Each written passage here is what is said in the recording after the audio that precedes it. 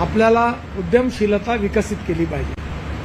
तिसरा मुद्दा मी नेहमी गमतीने सांगतो की आमच्यावर परमेश्वराने, मी ब्राह्मण जातीचा, सगळ्यात मोठा उपकार काही केला असेल तर आम्हाला आरक्षण नाही।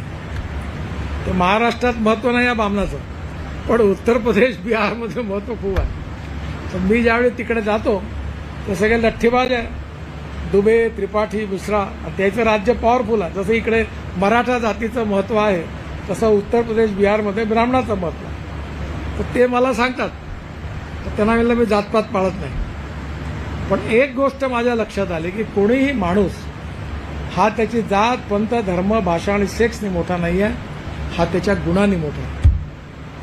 आणि म्हणून ही जी गुणवत्ता आहे याचा विकास करण्यामध्ये समाजातले जे सुशिक्षित लोक आहेत, आज रिटायर्ड आहेत, ज्यांचे मुलंबाळं चांगले शिकलेले आहेत, त्यांनी समाजाला सुशिक्षित बनवत असताना या समाजाच्या आर्थिक प्रगतीकरता तरुण मुलांना दिशा मिळवून दिली पाहिजे। कारण आज बेरोजगारी ही सगळ्यात मोठी समस्या आहे आणि म्हणून या क्षेत्रामध्ये पण आता समाजाचं लोक कामं करायला लागली आहेत। म्हणून शैक्षणिक प्रगती, आर्थिक प्रगतीच्या बरोबर सामाजिक आणि सांस्कृतिक प्रगती तेवढीच महत्त्वाची आहे।